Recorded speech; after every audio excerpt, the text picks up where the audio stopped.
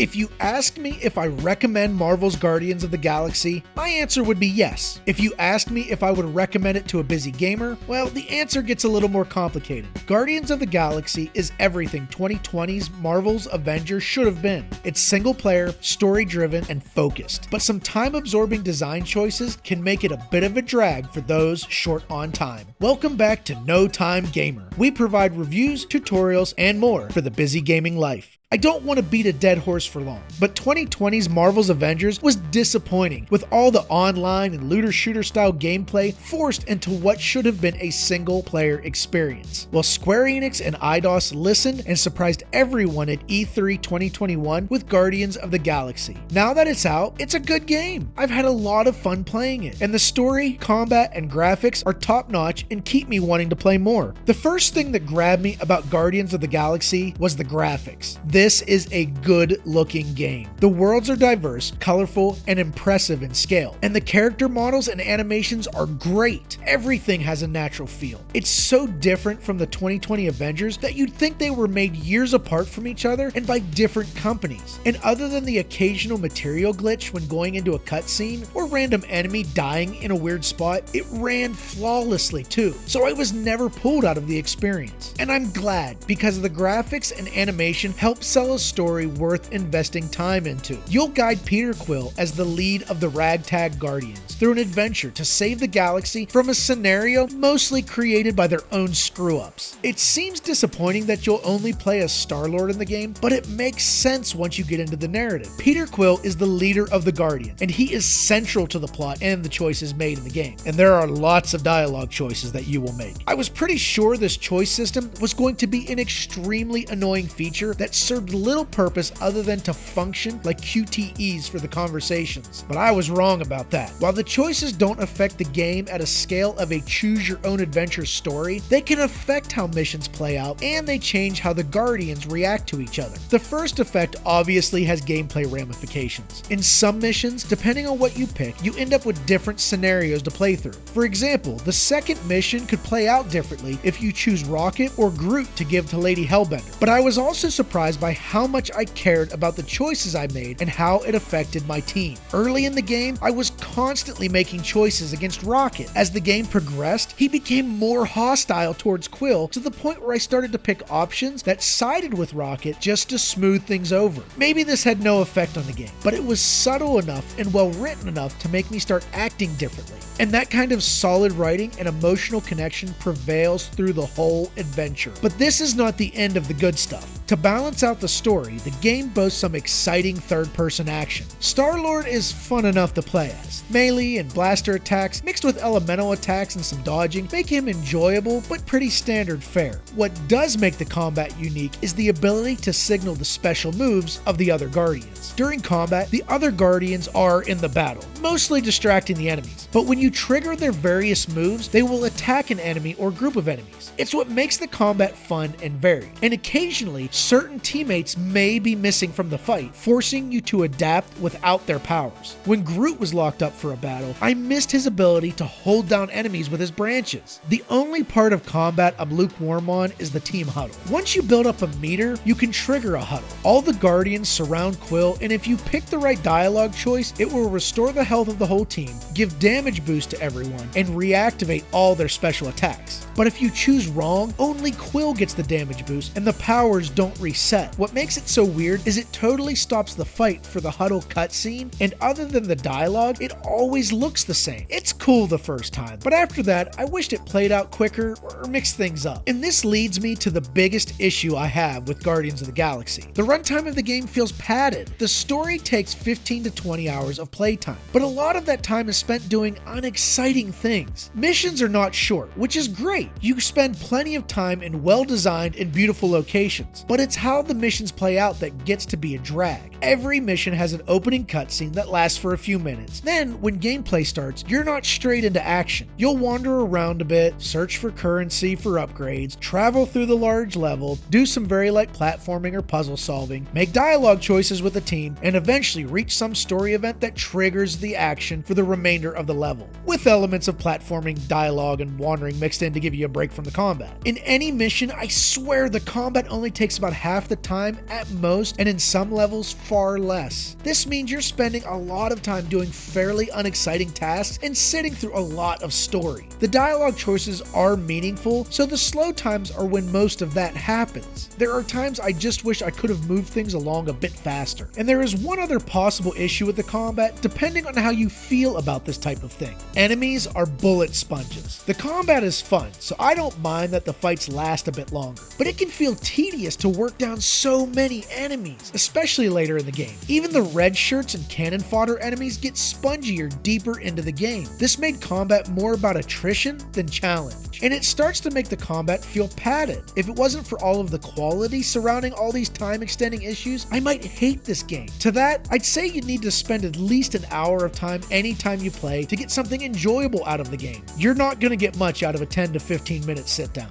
And that's the big question mark. Guardians of the Galaxy is a well-made game with a lot of heart and fun combat. But will the design choices that make it a bit too slow keep busy gamers away? That's why I said it could be a hard sell depending on the expectations of a time-strapped gamer. If you have the time for the long periods of slow gameplay and the spongy enemies, there's a great game to be played. So for busy gamers, Guardians of the Galaxy is time mostly well spent.